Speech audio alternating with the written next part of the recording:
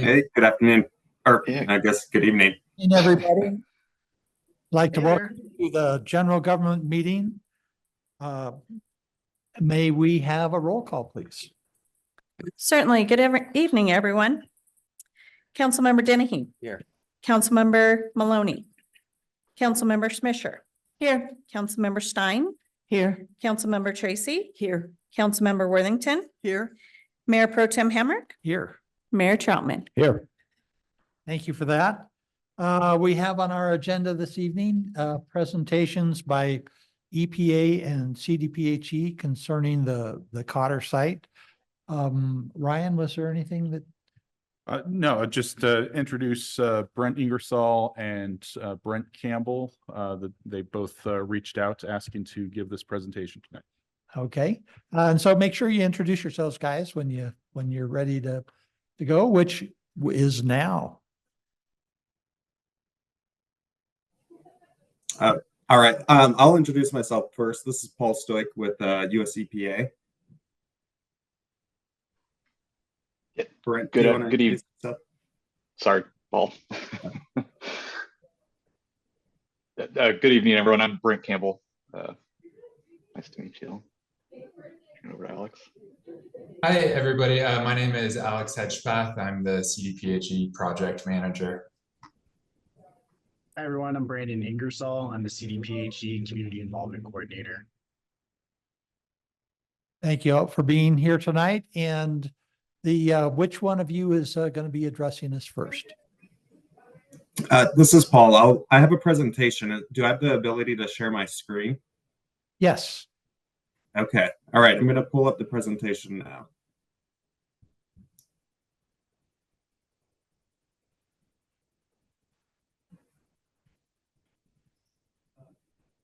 We can see your screen. Okay. All right. So we just put together a few slides here. Primary agenda is to go over introductions, which we just did. Kind of give a general site update, an overview of the events that have occurred over the last year or so, and then an update on our CERCLA process and where we're at within the CERCLA process. And then we can address any questions that we may have. All right, so just a general overview of events that have occurred over the last year. Colorado Legacy Lands, which was the responsible party starting in 2018, announced early in 2023, that they were financially unable to fulfill their obligations to conduct the cleanup for the Lincoln Park Superfund site. So during last year, EPA exercised an interim work takeover and developed a final phase 1 human health and ecological risk assessment work plan. That work plan was finalized in March of this year, March of 2024. And as part of the responsible parties agreement through the 2014 settlement agreement, Cotter has agreed to complete the rest of the remedial investigation, including the phase 1 human health and ecological risk assessment, is in the process of that now. So we will go over some more details on where we're at in that process on the next slide. And then just a note that the Colorado Department of Public Health and Environment is currently using an environmental management contractor, Insero, and performing the environmental monitoring and maintaining site security and inspections and operating the water pump back system that's located at the former Cotter uranium mill site. For those of you not familiar with the Lincoln Park Superfund site or the former Cotter mill, there's a figure here on the right where you can see the former mill area, which under CERCLA we refer to as Operable Unit 1, which is the primary source of contamination on the Superfund site. And then adjacent to that in the Lincoln Park neighborhood is Operable Unit 2. And just for reference, as we go through the investigation, and if we find contamination outside of these operable units, we will identify those areas in Operable Unit 3.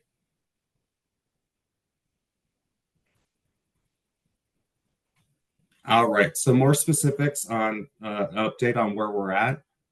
On the top of this graph, you can just see a general overview of the CERCLA process for those not familiar with it.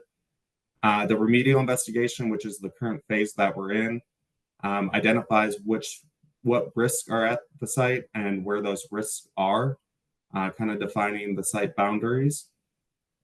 Further on, we'll go through the feasibility study, address or look at options to address the contamination on site, and document that through the proposed plan and record of decision prior to implementing the cleanup. So just kind of a general overview of the CERCLA process. But more specifically for where we're at right now within the remedial investigation process at Lincoln Park, we kind of broke it out into, I'll call them the phases of the remedial investigation. So where we're currently at is the risk assessment. We're collecting samples at the site to identify where and what risks are at the site.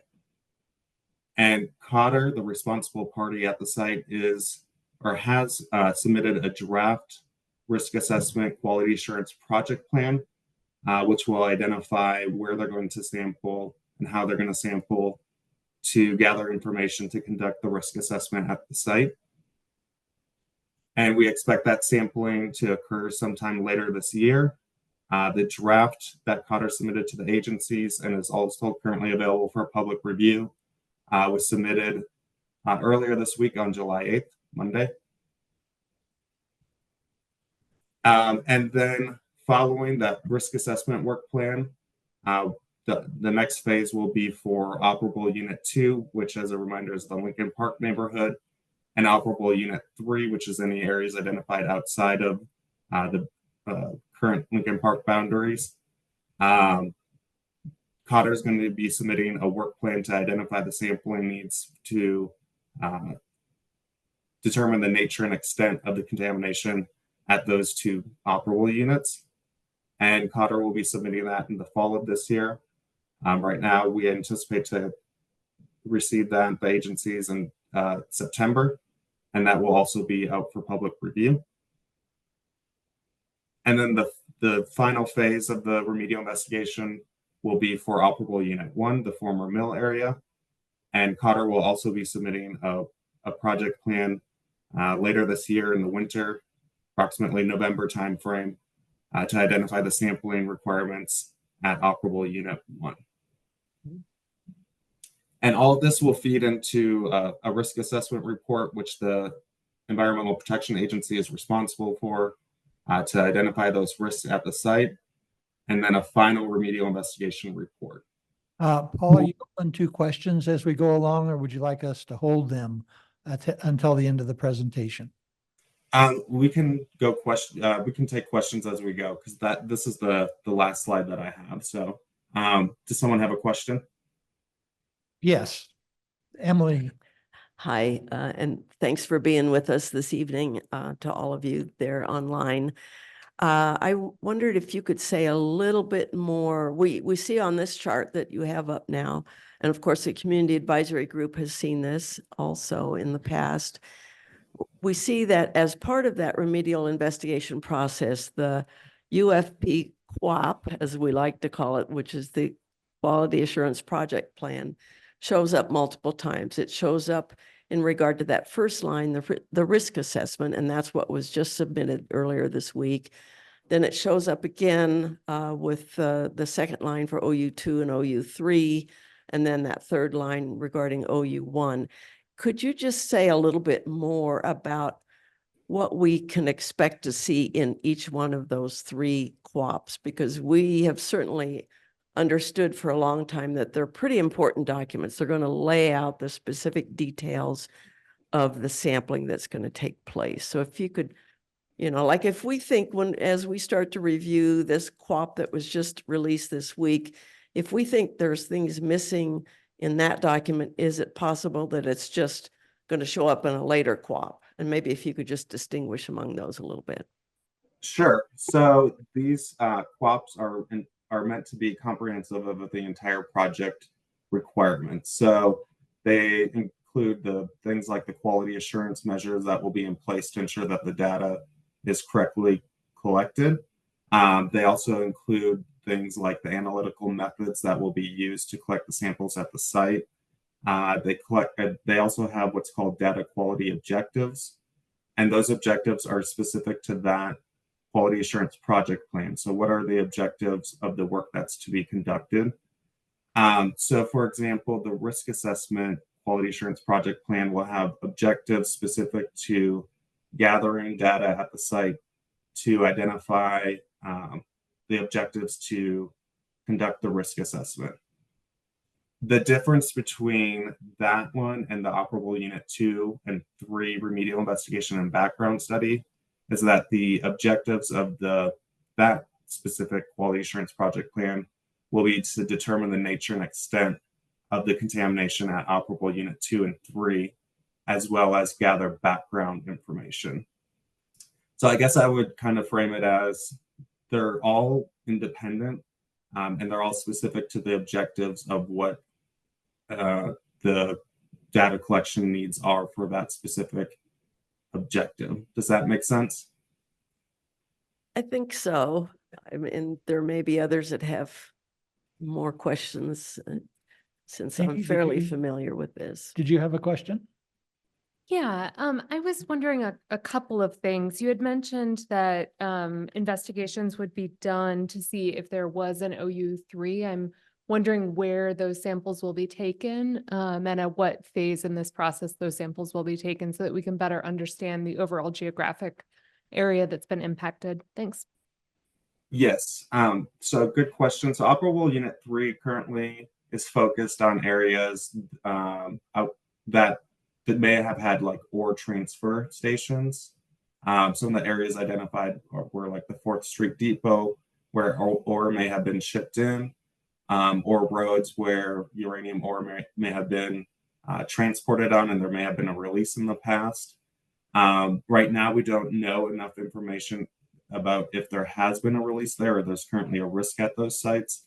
And so this operable unit 3 is kind of an open boundary to target areas that Cotter historically used outside of Lincoln Park or the mill area. Would that also include doing samples in the Arkansas River and north of the river so that we better understand if that aspect of the potential contamination? Yes, that's currently a data gap that's going to be addressed, which is sampling sediment in the Arkansas River or Sand Creek to see if there's been a release or a risk in those areas as well. That's great to hear. Thank you. Yes, just going back to what I was asking, and Amy kind of alludes to this some too, that whether it's community members on the CAG or just community members in general, city council members and county commissioners, others who would be interested, I guess we just need to have a good sense of when to expect certain things, in what part of this detailed process driven by federal law would we, for example, in this QUAP that was just released this week, would we expect to see anything in there regarding OU2 or OU3? Yes. So the QUAP that was submitted this week is a site-wide risk assessment collection effort. So it does include operable unit 2 and 3. And there's a schedule for when those samples would be collected, but just bear in mind that operable unit 2 and 3 also will have additional work that will be done in the future to really look at nature and extent, like how much contamination and where is it at, versus does it pose a risk, which is the primary objective of that first QUAP. Could I ask a question? Yeah. It seems as though this has been going on for a long time. What on earth did Legacy Land do? Are you recreating the wheel here? I don't understand, as a longtime resident here, you've been screwing around with this property for a really long time, and now you're back to data collecting again? Doesn't make sense to me. Yes, and I certainly understand that frustration. It's not a new frustration that I've heard.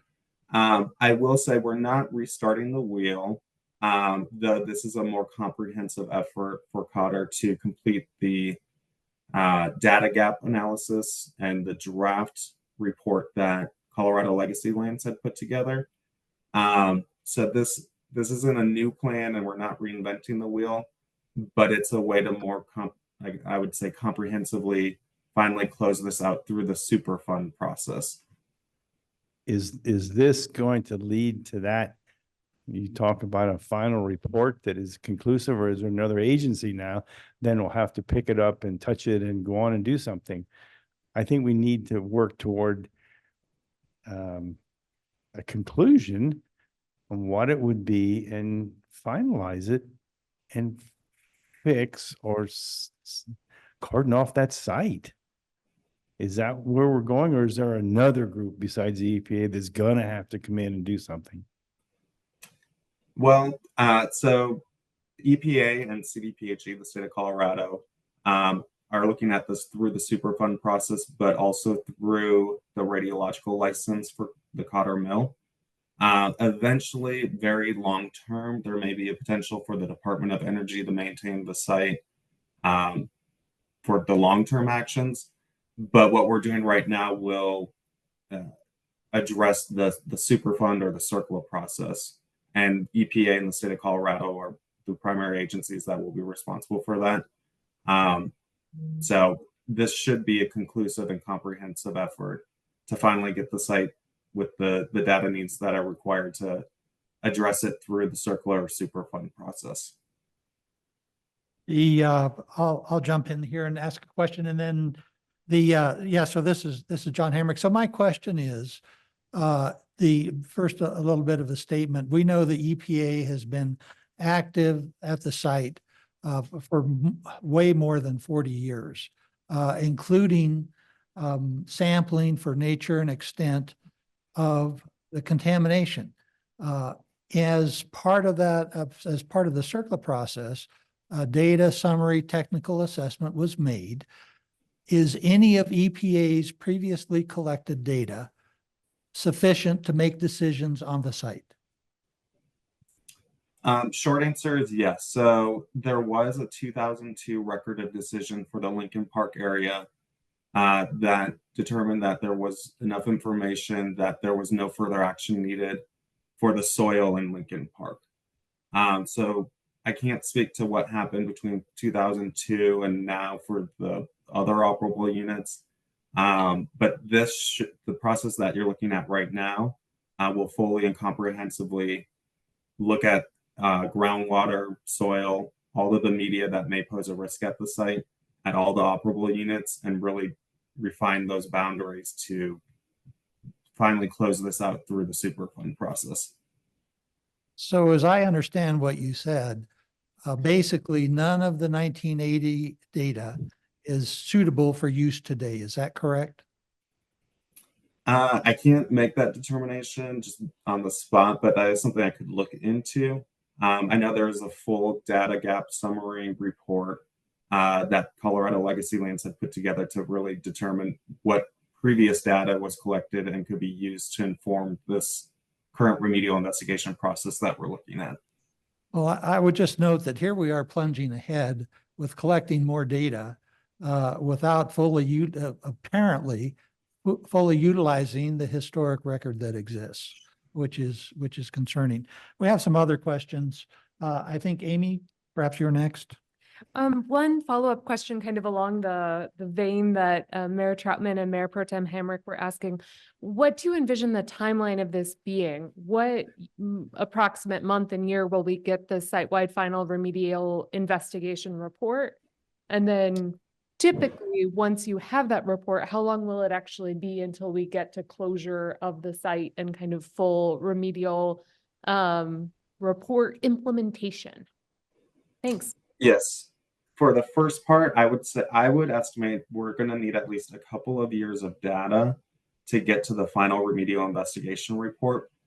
Because what this risk assessment and this remedial investigation looks at is seasonal fluctuations and a trend, so that we can ensure that we're collecting adequate risk assessment data to know that we've seen the maximum. So if there's seasonal fluctuations, say in like the sediment of the Arkansas River, we want to ensure we have enough data to know what that risk is.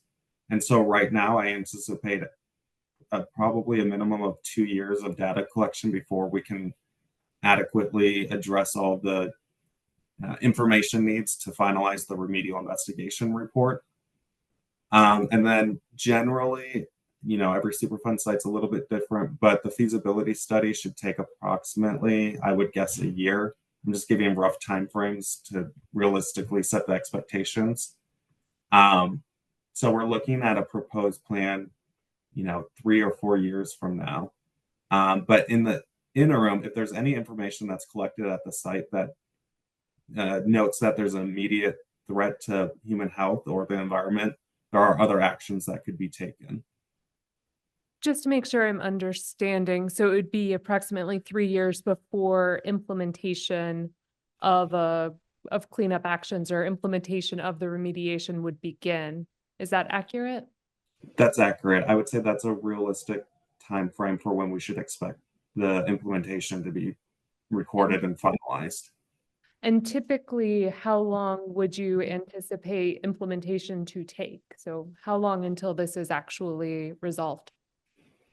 Yes, and that's a hard question to answer because we don't necessarily know what the cleanup action is going to be on site yet. So once we go through the feasibility study, we'll have a better sense of what the alternatives are to address any contamination on site, and we'll have a better sense of the timeframes that it'll take to get to cleanup or what that timeframe looks like. Tim, did you have a question? Oh, thanks. All right. Oh, Emily? Yeah, this is a little more specific question, but I'll put some context around it. One of the many concerns that CAG members have had over the years is that things will be missed or forgotten because it is such a long history with this site. And of course, over a period of years, for example, CAG members submitted what we call data gap reports to the regulators, just to kind of keep a record going of things that have never really been fully investigated that we hope someday will be. And so then that brings me to my more specific question. Of course, we've only had a couple of days to begin to look at the document that was released on Monday. There are many, many PDFs as part of that document, worksheets, I believe, or each one is called a worksheet. If I go through, for example, just take a quick look at worksheet number 10, and I don't want to go too deep here, but when I take a quick look at that one, which is a conceptual site model, a new one, compared to other old ones we've had in the past, such as when CLL was at the site. When I do a word search on that document, I don't find much about a deep path. And deep path, the investigation of a possible deep path has been something that the community has talked about for years and has carried forward as a concern for years. When I do a word search in that document, there's one phrase that comes up. It says, although a deep groundwater pathway has been hypothesized, and that's it. That's all that's said about it. So I don't know, as a layperson, whether to be concerned that that's not addressed in this conceptual site model, or is it something that's likely to come in the remedial investigation background study on OU2 and OU3? I don't know where to look for it. And I would hate for the community to get to a point in the future where we say, whatever happened to investigation of a possible deep path? And then we're told, well, you should have raised that 3 years ago or whatever. So, and there's other examples like that. I'll just leave it at that for now. And just, again, how do we as lay people figure out which document will have the things in it that we have expressed concern about for years? Yes, understood. And I guess just to specifically address the deep pathway, that isn't something that's been forgotten. It's also noted in the draft remedial investigation report, along with data gap summary reports, historical documentation. But that specifically will be part of that OU2 and 3, or maybe more specifically OU1 remedial investigation report, because that's really where you're looking for nature and extent, like where are the possible exposure pathways. This first QAP is really looking at risk assessment, trying to find the maximum concentrations, what's posing a risk at the site. And then the OU2 and 3 and OU1 remedial investigation will be much more extensive for determining the nature and extent, how far is the contamination and what levels. So, I mean, that I know the bigger concern is that things will get lost, but I just wanted to kind of specifically address the deep pathway. And Emily, I'll jump in real quick, just to hit a different angle from Paul's response, which was great. I do, and both Paul and I have copies of the CAG data gaps reports that were submitted to us. And I have those files on my desktop right now. So as part of this review, I will be going through the CAG's concerns and trying to ensure that they are evaluated or addressed, the ones that make sense to address in this report, are, and then the ones that, as Paul was talking about, would be more appropriate for the OU2, OU3, or OU1 reports, we would have the CAG's concerns, while we're reviewing this to try to make sure that, the concerns are addressed to the extent possible. Thanks, that's helpful. And I guess I should say too, I may have interrupted you all before you were finished with what you wanted to present. So I don't want to lose if you had more there. It was perfect timing. I was getting through the OU1 remedial investigation on the process and was going to open it up to questions anyway. So perfect timing. I do have another question, but I'll wait and see if anyone else. So, okay, well, why don't we finish with the presentation and then you say there's one more slide. Let's go through that and then we'll come back for some more questions. All right, here's the question slide. So, all right. We'll open up to whatever, and also our contact information is on here for anyone who needs that. Have you provided a copy of this presentation to the city for distribution? I have not, but we can provide a copy for distribution. From my understanding, there is both Fremont County and Canyon City do receive our mail, like our email updates from Brandon. So I believe a link directly to download those documents should have been sent. And if anybody wants to receive these email updates and documents that are posted, you can sign up for the email updates at the CDPHE website. I'm not sure if we've seen that link, but we'll look for it. Thanks. I do have another question. Amy is waiting. So Okay. please. Go ahead. Either way, I understand that there hasn't been a long-term epidemiological study on the impact of the uranium mill on our community's residents. And I'm wondering if the EPA's Human Health and Ecological Risk Assessment Work Plan that you mentioned was finalized in March 2024 includes that type of work. I know that we many years ago had a very dedicated group of citizens who interviewed hundreds of folks here and did find some concerning data, but that, long-term epidemiological study hasn't been done. So is that part of the plan for this data gathering phase? Thanks. I will say generally Superfund in the risk assessment process doesn't look specifically at epidemiological information. It takes environmental data, what are the concentrations in the soil, and what kind of risk does that pose to a theoretical resident or future resident. Alex, are you more familiar with any historical epidemiological efforts at the site? I would have to defer to the website. I believe the best resources at this moment would be the cancer studies. I can try to pull it up real quick. That we have a link under the website called Background Documents and Health Information, which contains links to 2 different public health assessments and 3 different cancer studies that have been completed at the Lincoln Park Lincoln Park area. I'd say in addition, as part of this data gathering, through the RI process, once we do have the data, we will be providing it to interested parties, including the ATSCR, so that they are aware of it. And, as I believe we discussed a couple months ago when ATSCR was at the CAG meeting, we will be keeping them in the loop as to the information and, the process that we're at so that they are aware. And I believe that they would be the more appropriate group that, as far as the epidemiological studies. What's ATSCR? Yeah, sorry.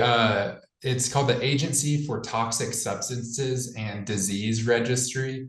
I believe it's a branch of the CDC, Center for Disease Control. Both the EPA and CDPHE have work with the ATSDR as part of Superfund projects in general and other environmental projects to complete both the public health assessments and cancer incidence studies and other sort of more health focused studies. And I believe Brandon just provided a link to the website, which has more information. Okay, Emily. Just to follow up on that briefly, and then I'll also have a question. I think, at least with my long experience with this site since the late 70s, I think what the community has really wanted and asked for periodically, but as far as I know, there's not been funding to do it. And that is a longitudinal study that could actually follow people over time and look at a level of detail about how long did people live in a certain place, what else did they do that might have led to a health issue, whether it's cancer or something else. Just that kind of study that's never been done. I think mostly what we've seen here have been kind of snapshots of different kinds. My question is, this wasn't part of your presentation, so I didn't know if you wanted to address this or not, but maybe say a little bit about something that you explained to the community advisory group a month or two ago, and that is the permit exception process. It may or may not directly affect the city over time, but I think it'd be good for the governing body here to know about it.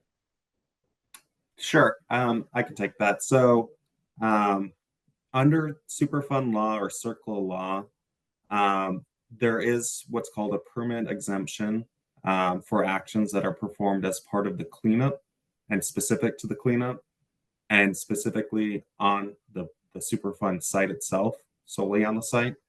The intent behind that law or the CERCLA statute was that these cleanup actions could be accelerated or expedited. So rather than going through an administrative requirement of requiring a permit, the CERCLA process itself and the plans and reports that are associated with it fulfilled that permit, I guess I'll say permit requirements. However, I do want to emphasize that though there may be a permit exemption to administratively require a permit, all of the substantive or all the other requirements that would otherwise be required by the permit are still required under the CERCLA permit exemption. I may have kind of tangled that a little bit, but does that kind of help with that? Maybe just overview? An example of what might fall under that, like a county landfill permit or something. Sure. So let's see. An easy example for me, at least, is like a water discharge permit. So typically, you would need a permit to discharge a certain concentration of water back to the environment. And that might have a contaminant level that you would need to meet under a permit. So under CERCLA, you wouldn't be required to obtain the permit for that discharge, but you would be required to meet the discharge limits under what otherwise would be a permit. But that exemption process could also apply at the local level, as I understand it, theoretically anyway. But as you say, the same requirements would need to be met, but it wouldn't necessarily follow the process that a local government body would ordinarily provide for that permit. That is true. And so as we identify requirements, we really encourage, local government stakeholders to also participate in the CERCLA process to ensure that the requirements that are identified, if there's concerns that, those are raised. Thanks. Amy, Just to follow up to Councilwoman Tracy's question, is anybody from CDPHE or EPA based here in the community and able to provide oversight to ensure that the requirements of the non-permitted exemption actions are followed? Or how do you ensure that they're actually complying with the necessary steps to not endanger our community? Thank you. Yes, good question. So I'm personally based in Denver. And Alex, I believe you're based in Denver as well, right? That's correct. And so our offices are in Denver, but there's still going to be a substantial amount of oversight, both directly through the agencies and through other resources that we may identify, such as like a oversight contractor that will be on site full time. So there are different resources to ensure that there's adequate oversight of the actions that are going to be performed in Canyon City, even though our offices are physically located in Denver. I think part of my concern is that the current entity that's providing the maintenance and ongoing operations there was a parent company or was somehow affiliated with the now insolvent Colorado Legacy Lands. So is that the oversight? Like, is that the contractor that would be providing oversight to whatever remediation is done? Or how long do you envision Insero continuing to operate there? Insero is not the oversight contractor. That contractor hasn't been identified or awarded at this point. And Alex, I'll let you speak to Insero's role through the radiological materials program. Yeah, and I'll clarify that I do not work under the radioactive materials license. I work under the CERCLA statutes, the same as Paul, but Insero is currently the contractor for the CDPHE radiation, I believe, radiation safety group, RML, and they're in charge of, or they're responsible for the on-site maintenance, doing inspections, repairing any pumps, keeping track, checking people in and out, and other sort of on-site functions.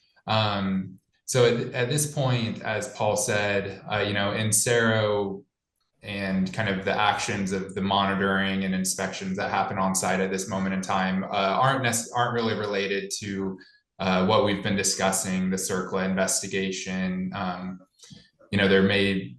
I don't think, they're closely related tangentially, but overall we'll be using separate contractors and our goals and purposes of the investigations are separate.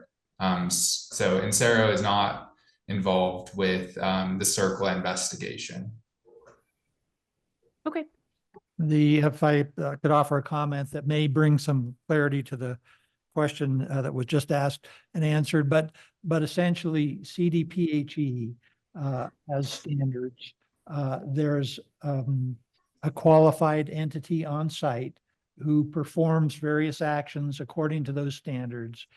CDPHE, through site inspection and records review, evaluates how the on-site presence is performing against those standards. So there's both on-site inspections, records review, and reports, various reporting that happens that gives CDPHE an idea about compliance on the site.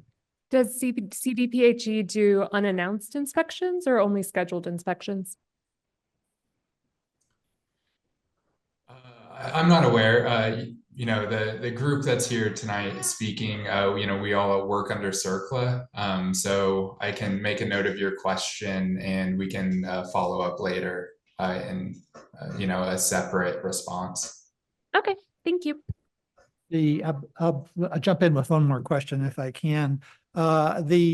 So as I understand the process, the end state or end goal that EPA is aiming for through the CERCLA process is to reduce site contaminant levels to levels that have been through EPA's study of risks and the science to reduce those contaminants to below those levels.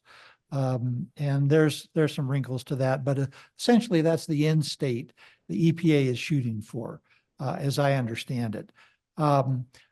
I do have a question I would like you to take back to the Radiation Control Division, uranium mill people.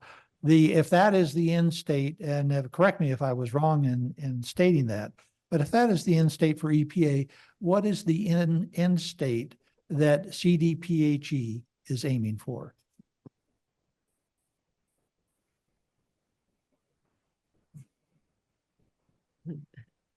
May I just follow Sure. up on that? And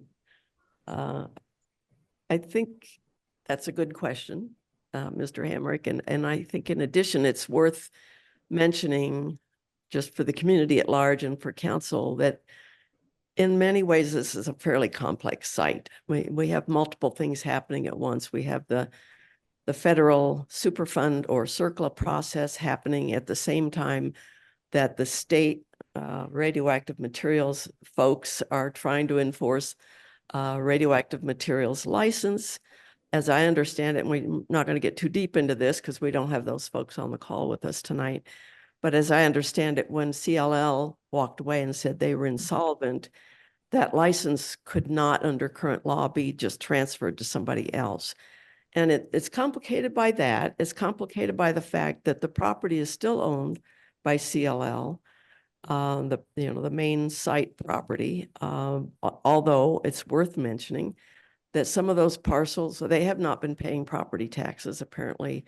So some of those parcels, I don't know what percentage of that property has already gone up to tax sale as of last November.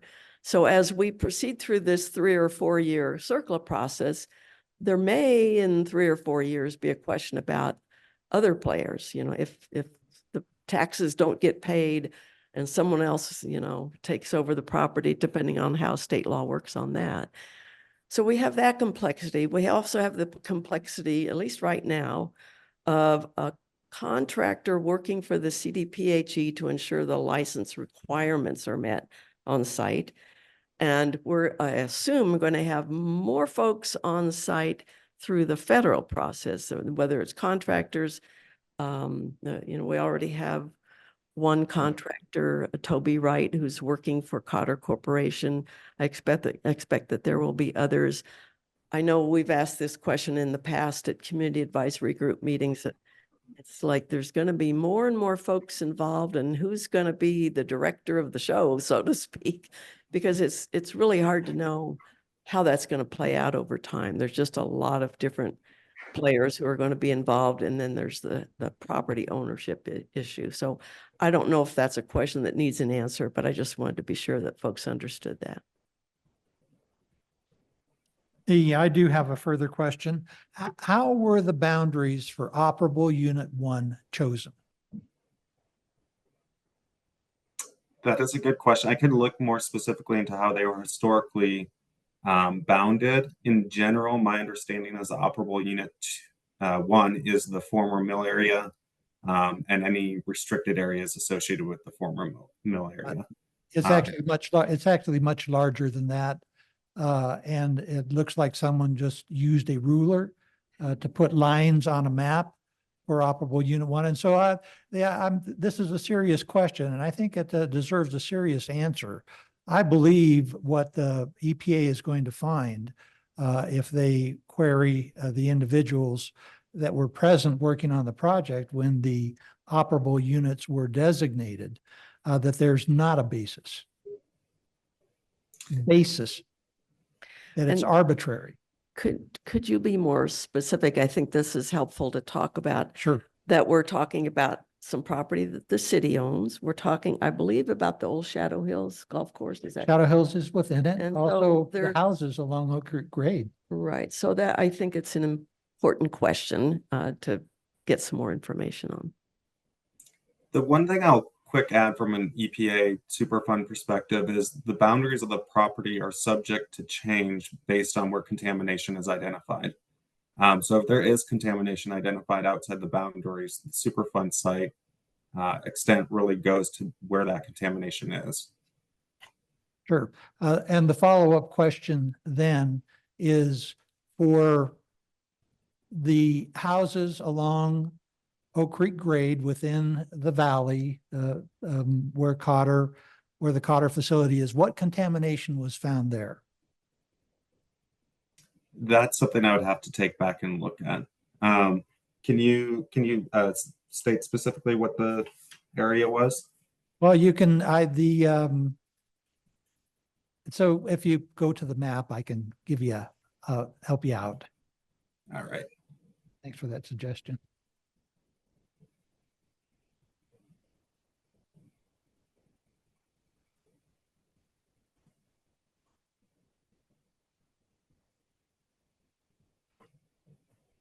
All right. Is it this the map you were referring to? Yes. And so if you look at the upper,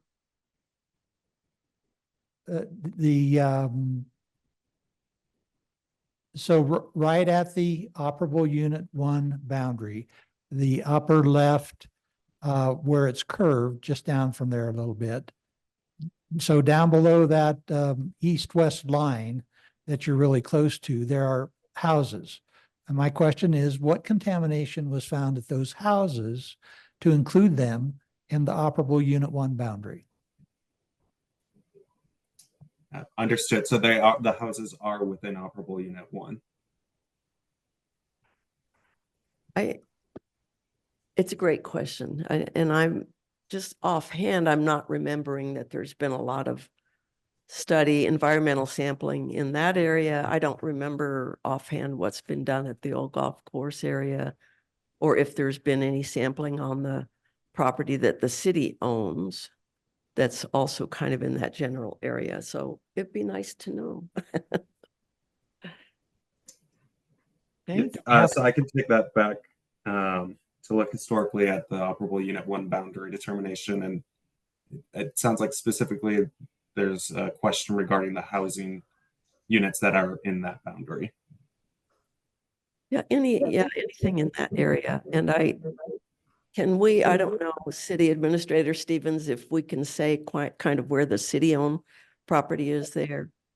If that piece that looked Yeah. a little bit like the Texas Panhandle, but not really, is it kind of in the upper Yeah, left corner of that? right there where it says the cemetery. Right. It's the area that's just directly below that Just south of lettering. that, right. Yes. And that area, I don't know if there's been testing in that area. I don't know if is there an existing well or a monitoring There's a well? monitoring well there. Okay. And when we purchased the property, we excluded the monitoring well from the property that we purchased Oh, in terms of ownership. in terms of Okay, ownership. Yes. gotcha. Yes, other questions?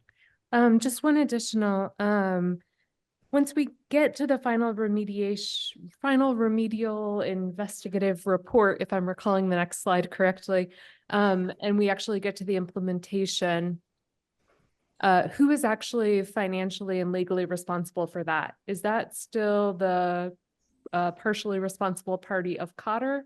Or does that move on to another partially responsible party, or is that CDPHE and EPA? If you could talk through who will actually make sure that we get our soil and air to acceptable quality levels, that would be much appreciated. Yes, so the potential responsible party is what we refer to as, in the situation, it's Cotter, and they are responsible for also the cleanup at the site. So if I could, let me share something that may be a little bit illuminating. Under the CERCLA statutes, once EPA has identified a financially viable, potentially responsible party, EPA is not required to engage in a search for other responsible parties. They've got a financially viable PRP. That's all they need to be able to clean up the site. The CERCLA rules are such that if that entity, the potentially responsible party, believes there are others that contaminated or contributed to contamination of the site, then it's that entity's, the PRP's entity, it's their responsibility to seek cost recovery from other potential responsible parties. So EPA doesn't have a dog in that fight. Once they have a viable PRP, that's all they need to continue the process through to conclusion.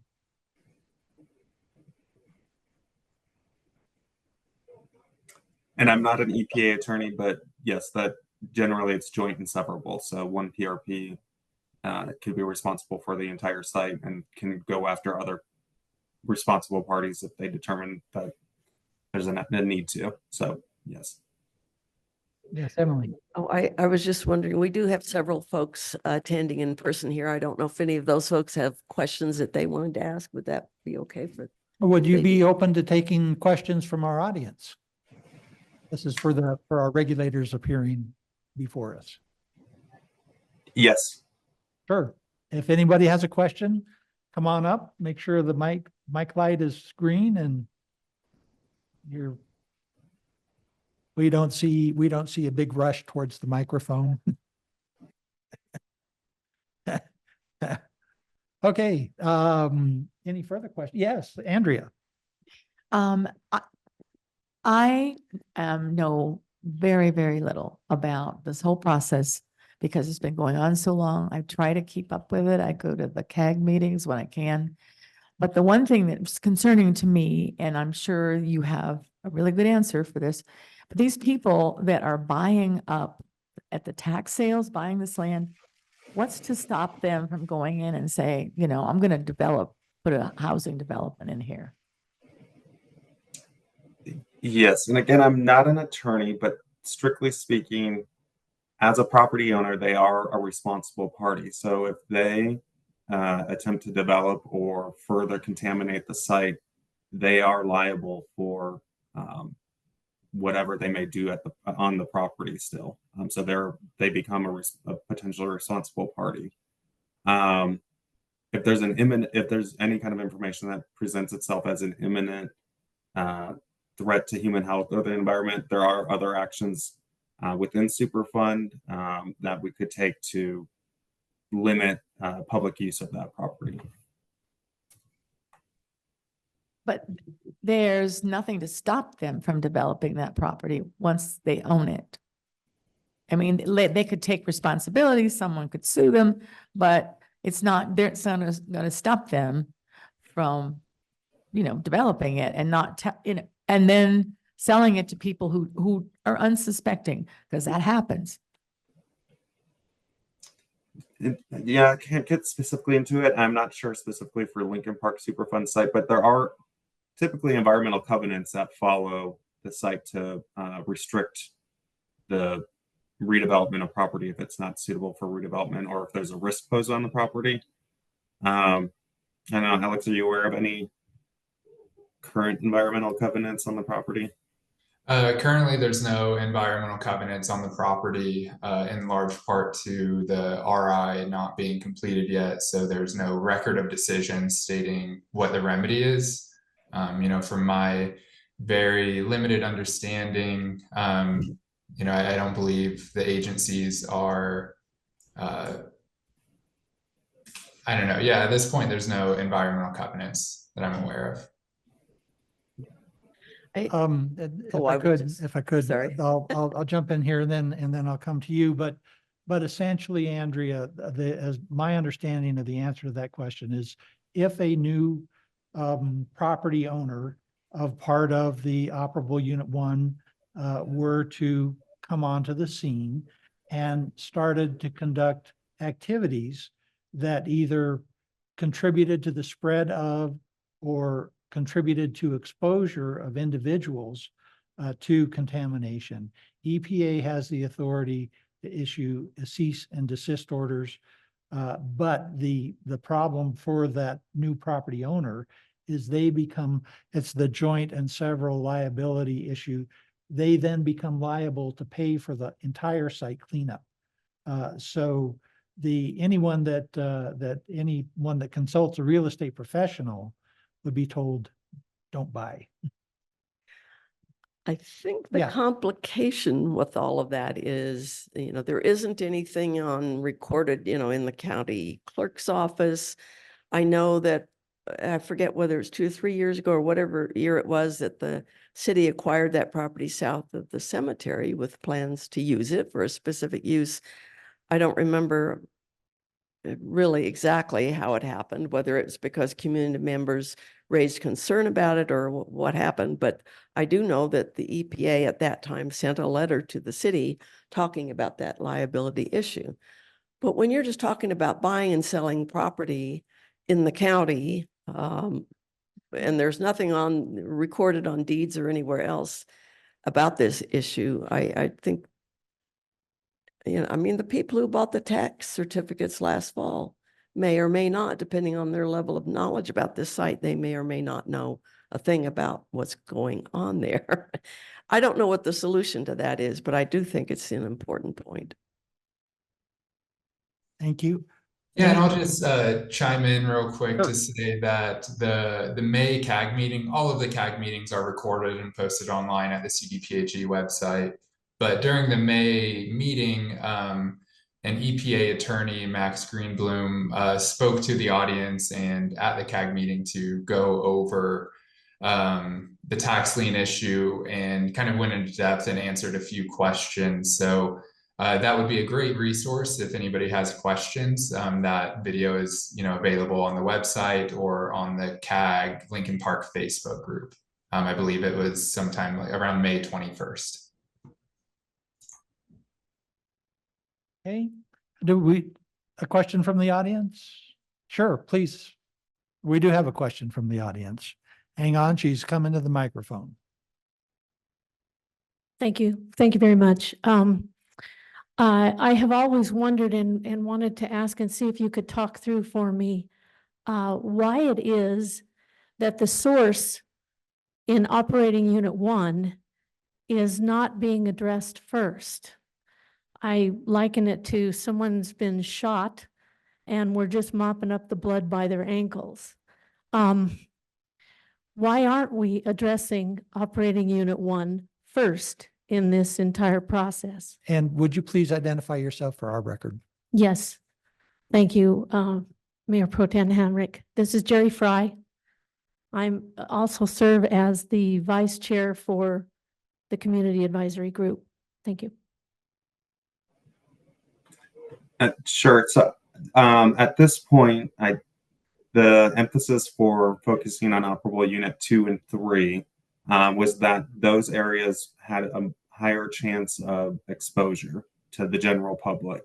Operable unit 1 generally is a restricted area, though I understand that is the primary contaminant source area. But we really wanted to focus on gathering information for the areas outside of the restricted area where there's a higher potential for an exposure to the general public. Okay. Other questions from council?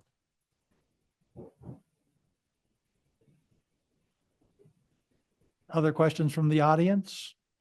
All right. Well, thank you all for being here. I believe this is the only subject on our agenda tonight. We do appreciate you coming down and making yourselves available to give us an update on the site and to answer questions.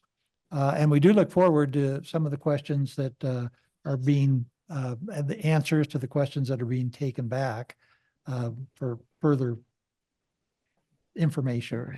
I thought it would be worth mentioning too that the Community Advisory Group meets every third Tuesday except for December. Generally, we're meeting in person in a classroom at the Pueblo Community College Fremont campus and also always on Zoom. The recordings of those meetings are posted later on Facebook and other places. We do have another in-person meeting coming up in August. I believe it's the third Tuesday in August, and that will be an evening meeting, 6 p.m., I believe. So it's just, I think, helpful for council to know and the community to know that there are more opportunities to learn and ask questions and hear answers. Thank you. And if there's no further questions, seeing none, we're adjourned. Thank you all very much.